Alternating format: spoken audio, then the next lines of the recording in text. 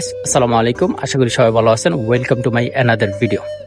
তো আজকে আমরা ময়মনসিংহের বৃহত্তম একটি শিমুল গাছ দেখার জন্য আসছি, তাই ভাবলাম আপনাদেরকে নিয়ে চলে আসি এখানে। তো আমাদের ওই পাশে দেখতে পাচ্ছেন সেই কাঙ্ক্ষিত গাছটি, আমরা এখন সেখানে যাব। আর এই গাছটার বিশেষত অনেক কিছু, আমি আপনাদেরকে একে একে ভিডিওতে সবকিছু বলবো। অবশ্যই আপনারা ভিডিওটা দেখবেন। তবে চলেন ভিডিওটা আমরা শুরু করি।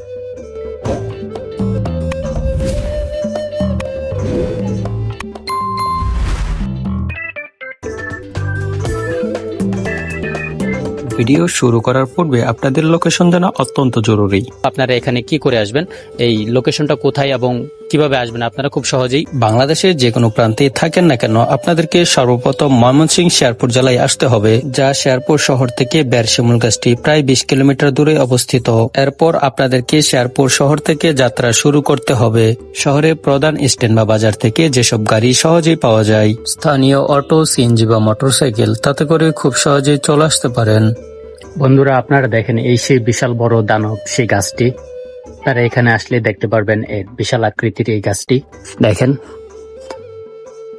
সেই এত বড় গাছ আগে কখনো দেখিনি। আর এখানে দেখেন কিছু দুষ্টু লোকে তাদের জিএফ এবং বয়ফ্রেন্ডের নাম লিখে গেছে এখানে।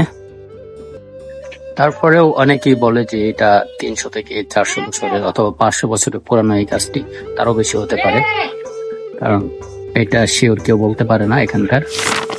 এই গাছটি নারণখোলা শিমুল গাছ নামে পরিচিত।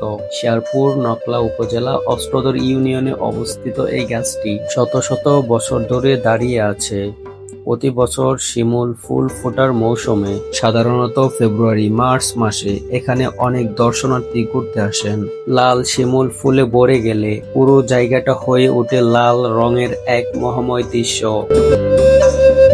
আপনারা যারা দূর দূরান্ত থেকে আসবেন, আপনাদের জন্য এখানে বসার ব্যবস্থা রয়েছে, তার পাশাপাশি খাবার পানির জন্য ব্যবস্থা রয়েছে।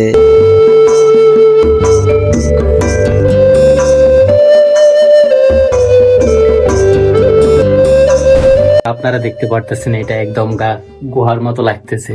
আমি এখান দিয়ে উঠছি, ভয় লাগতেছে আবার। তবে গাছটা অনেক পুরাতন হওয়াতে এখন গাছের কিছু শাখা মরে যাচ্ছে।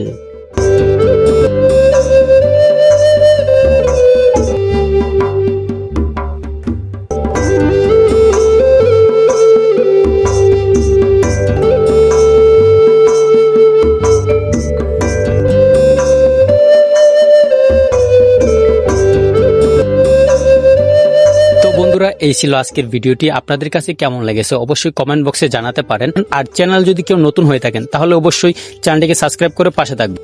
নেক্সট টাইমে আপনারা কি নিয়ে ভিডিও চান অবশ্যই কমেন্ট বক্সে জানাতে পারেন। দেখা হবে পরে কোনো ভিডিওতে। ততক্ষণ পর্যন্ত ভালো থাকুন, সুস্থ থাকুন, নিজের খেয়াল রাখুন।